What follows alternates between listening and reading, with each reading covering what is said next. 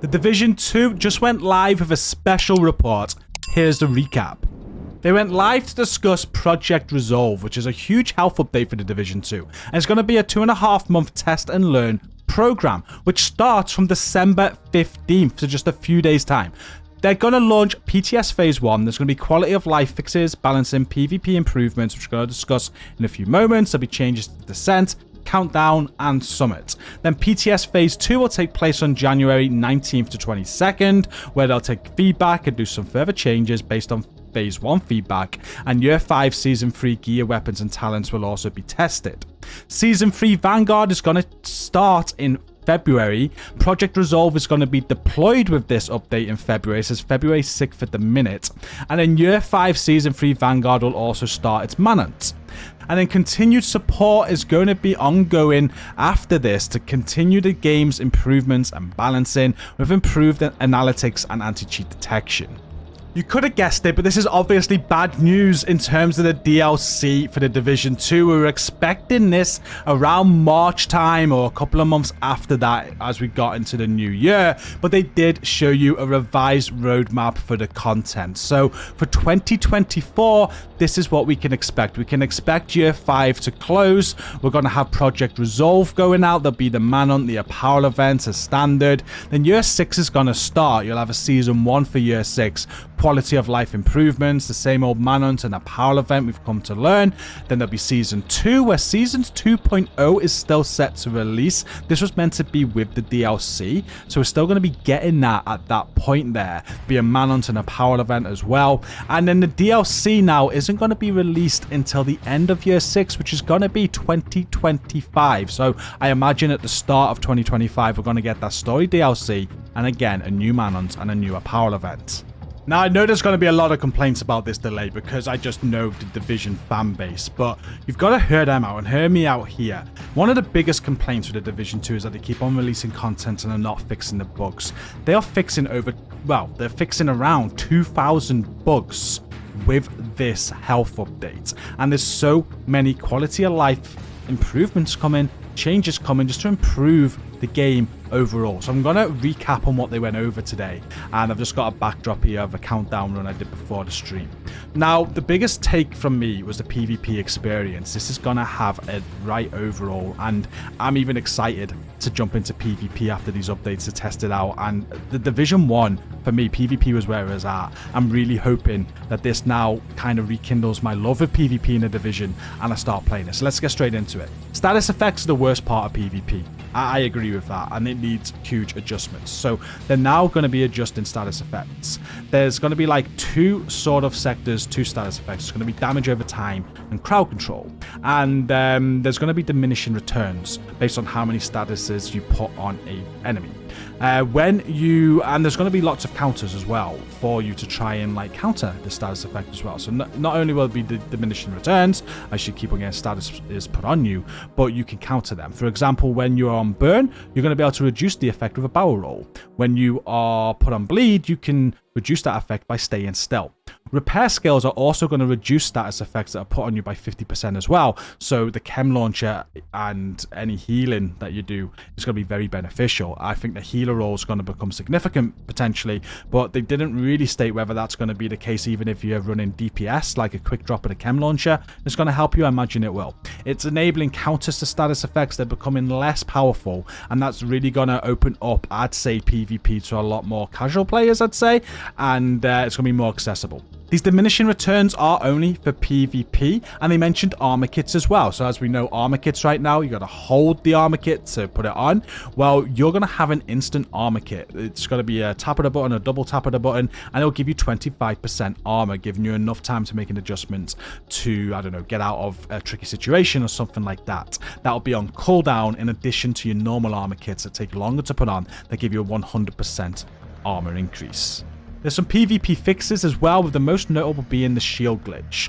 So that has finally been fixed. There's got to be no more shooting around corners with shields where you cannot be viewed by the enemy. A lot of people are going to be happy with that. And there's a lot of conflict changes. They said they want conflict to be balanced for all players. Shade and Expertise is going to be removed from Conflict. And just to reiterate, it is only Conflict. There was discussion about removing Shade level and Expertise level from the DZ as well, but this isn't going to be the case. It's only going to be Conflict. And it's going to be more about you and the items that you have.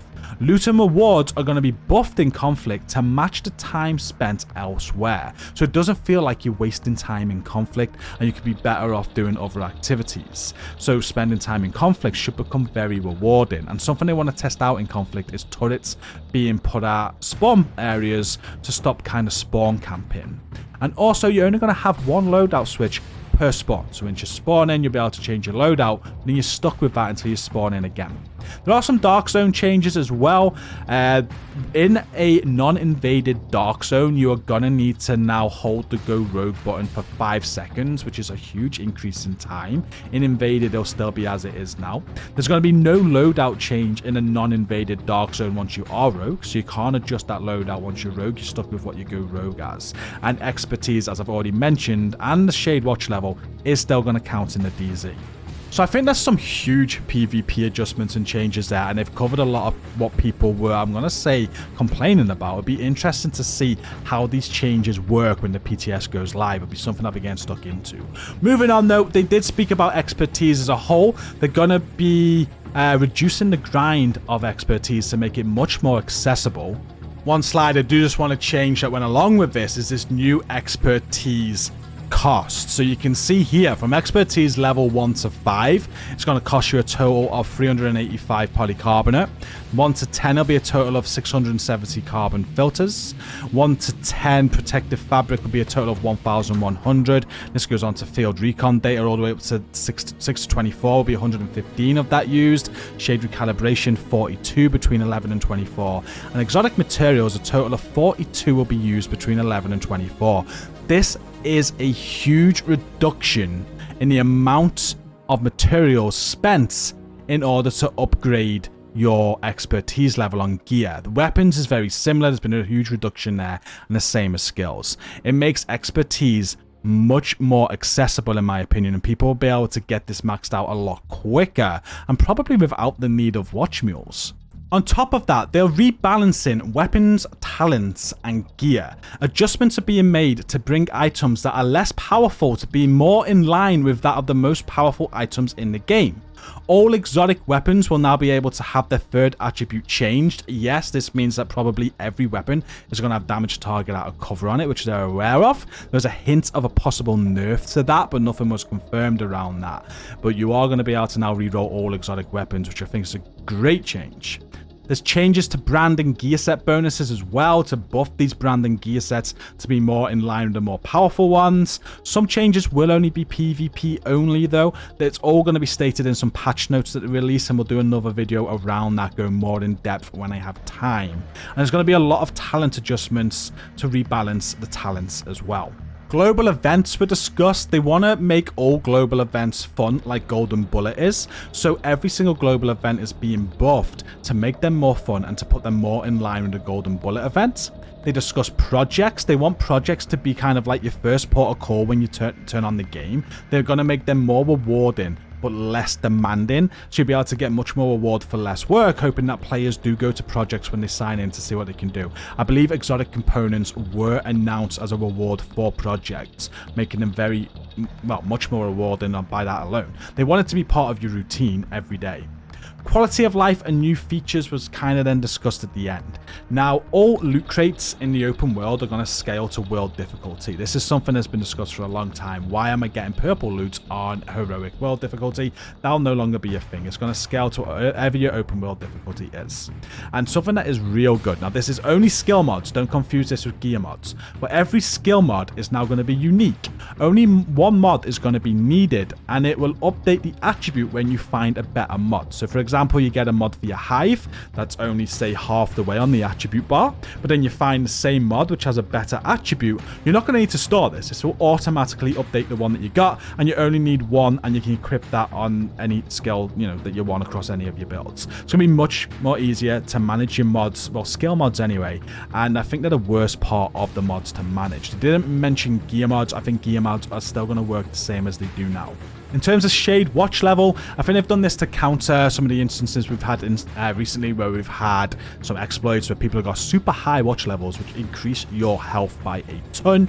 They're now going to cap how much health you get from shade watch levels. So the health bonus will now be capped to 2000 watch level. Once you reach shade level 2000, you're not going to gain any more health bonus after that. You can still gain watch levels, but you have no benefit to your health by doing so.